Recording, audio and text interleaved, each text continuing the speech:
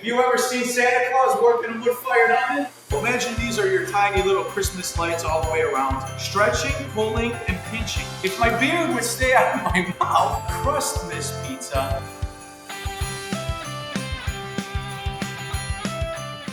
Ciao amici, I'm Maestro Pizzaiolo Chef Leo here, and I've got some amazing new pizzas for you to try. Specifically my Christmas pizza, I'm going to be doing the Crustmas Pizza, and I'm going to show you the most beautiful pizza just in time for the holidays. You can make this for your family, even in your home oven.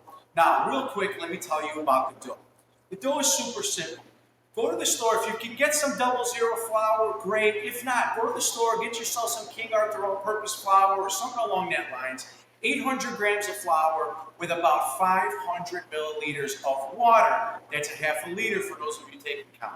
Then you're going to need to get yourself 5 grams of dry yeast. I prefer instant yeast. If you go to the store and can't find the label that says instant yeast, find yourself quick rise yeast, and that's going to do the same. Finally, you're going to need some salt. How about 20 grams of fine sea salt?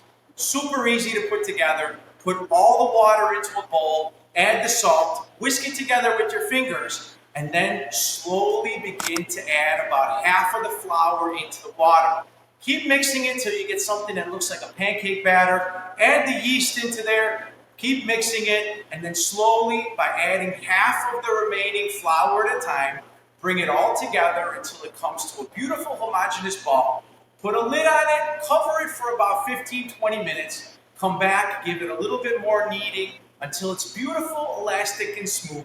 At that point, I like to use dough balls that are somewhere between 250 to 280 grams. Take those dough balls, put them in individual sealable containers, and stick them in the refrigerator overnight. If you don't have that kind of time, go to the grocery store and find yourself some store-bought pre-made dough. I promise you it'll work just the same. The key here is stretching the dough nice and round and thin. I've got some dough made, and I'm going to show you the next steps. Now, I've got my dough on the counter. I'm going to use some dusting flour. This yellow flour is semolina, but you could use the same white flour that was in your dough or any kind of white flour as a dusting flour, just to keep everything from sticking. What I want to do here is I want to give this a shape of a triangle. If my beard would stay out of my mouth, I'm going to be able to stretch this to a tip and then make 2 points at the ends. This is going to be the base for our tree. From here, using my fingers, I'm going to press this down. And the idea is that I want this base to try to stay nice and uniform. Any extra bubbles, go ahead and pop them. They're not going to be in our way. From here, I'm going to use a dough scraper or any kind of tool. You want to use a pizza cutter, that's all good too. What I want to do is I want to make some slashes here. I'm going to start in the top, in the corner, make a cut, and then right below, maybe about 2 inches down, I'm going to make another cut. I'm going to do the same thing about at an angle like this, and then again, one more time on the end. I'm going to copy and try to mirror this on both sides, and you're going to see when I'm all done why this craziness is happening. I promise you, you're going to love this technique.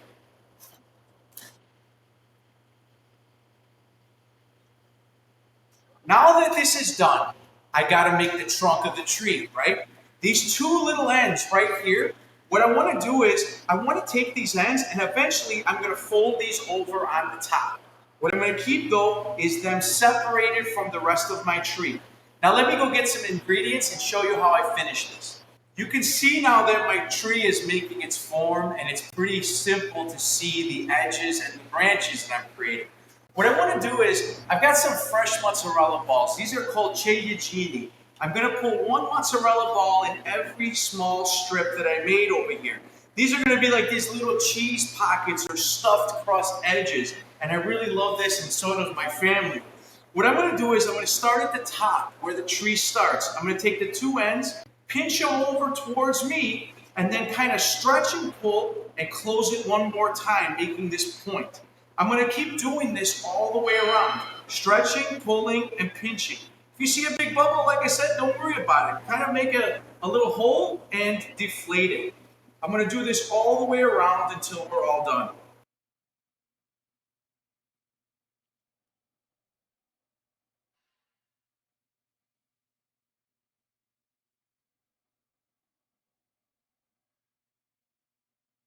Now that I have all of my branches stuffed with mozzarella, you could really see the tree is starting to take shape.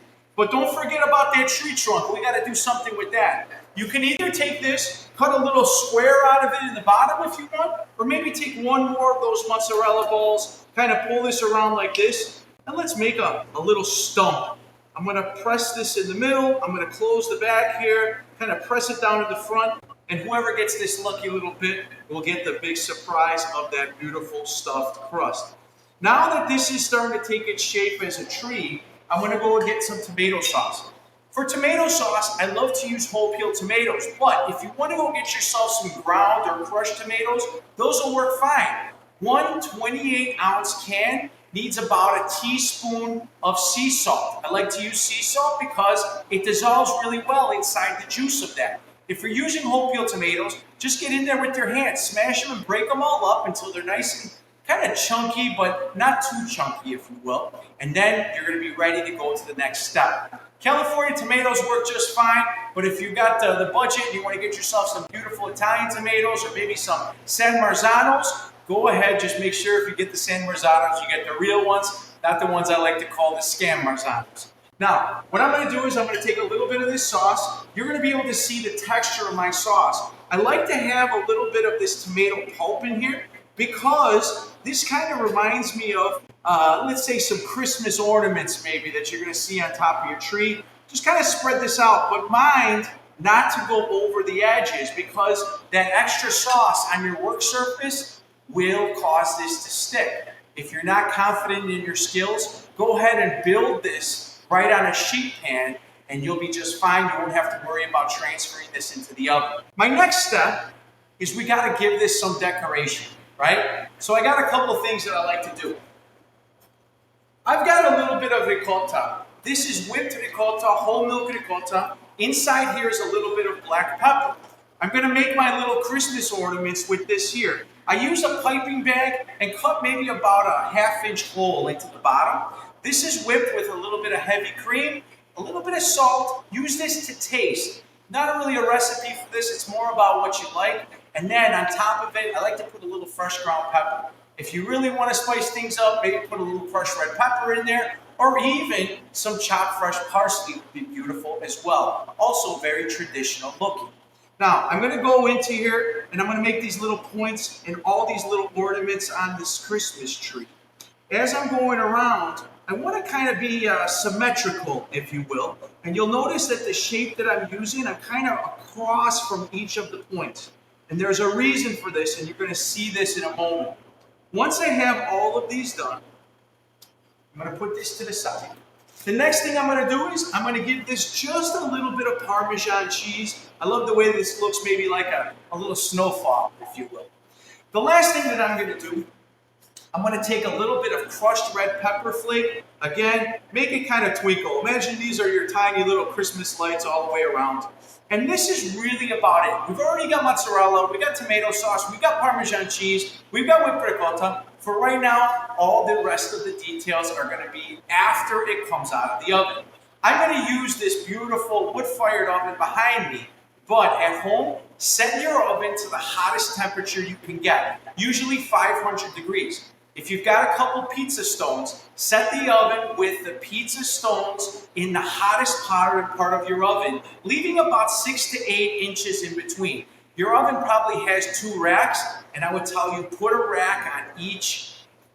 And what I would tell you is put a pizza stone on each rack. Allow those stones to warm up. It's going to probably take about an hour or so to get those up to temperature. And then you could either proceed the way I am with going directly on the pizza stone, or if you're building your pizza on a sheet pan, you'll be able to do this on a sheet pan very easily. Just pop it in the oven and wait for it to be beautiful and golden brown. I'm going to go and do mine right now, and I'll meet you back here as soon as it's done.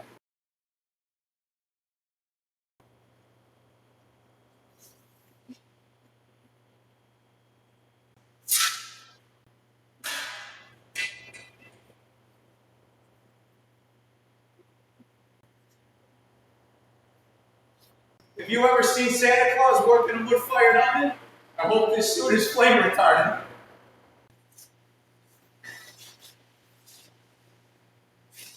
If you're using an open flame oven like I've got here, you're going to need to make sure that you turn the pizza in the oven so that it bakes nice and even. Even if you have one of those backyard ovens, the one with the flame that hooks up to the propane tank, you're going to need to do that as well. But make sure that as the pizza is baking, you want to give it some time in the mouth of the oven, which is the coolest spot. What this is going to do is it's going to allow it to bake it nice and even and golden brown around the edges, as well as it'll help melt those mozzarella balls, those ciliegini that are inside the branches. Okay, now that my tree is fully baked, it looks amazing. I can see the way that the tomato sauce is kind of scattered and those chunks of those whole peeled tomatoes are in here, as well as those little balls of ricotta that I did have started to melt. I love to put a couple different things on here. The first one is, I wouldn't have a pizza without pepperoni, but I'm going to keep this pepperoni more on the salami side. And what I'm going to do is, I'm going to put these little rings of pepperoni, again, just like ornaments, right around the edges where I had those little bits of ricotta. You'll see that I'm staggering these again, and if they're not staggered right, just make sure that, again, they're a little offset from each other, and you're going to see why here in just a moment.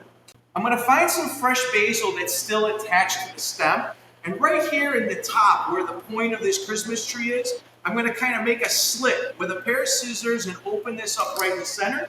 And then I'm going to take my little leaf of basil with the stem, and I'm going to put the stem inside over here, kind of make my star. How beautiful is that?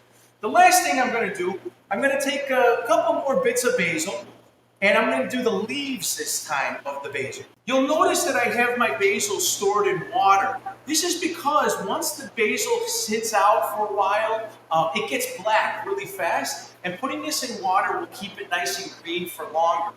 I'm going to use my scissors, and what I'm going to do is I'm going to take my basil leaves, I'm going to kind of stack them up on top of each other so that they're all going in the same direction.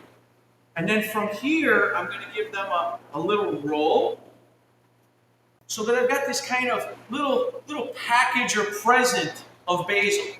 Now what I'm going to do, I'm going to go ahead and I'm going to give a little trimming. This is going to be kind of like my decoration, my garland all over, or maybe, I don't know, what would you call this? But I love the appearance of this. I love the beautiful color of this. And just go ahead and kind of give this a nice little snip all the way around. That color of green is going to be a beautiful contrast against the rest of this pizza.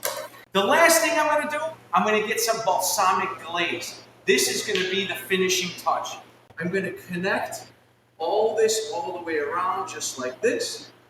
And then the last thing I'm going to do is put just another pinch of Parmigiano Reggiano all the way around like that. And folks, there you have it. This is my beautiful Crustmas Pizza. I hope you guys all have a wonderful holiday, a Merry Christmas, a Buon Natale. I'm Maestro Leo Spizzirri, Pizza University and Culinary Arts Center, Beltsville, Maryland. Go and visit us at pizzauniversity.org. You can see all the amazing classes we do, both in person and online. And like I always say, I can't wait to see you all in class soon. Ciao, amici!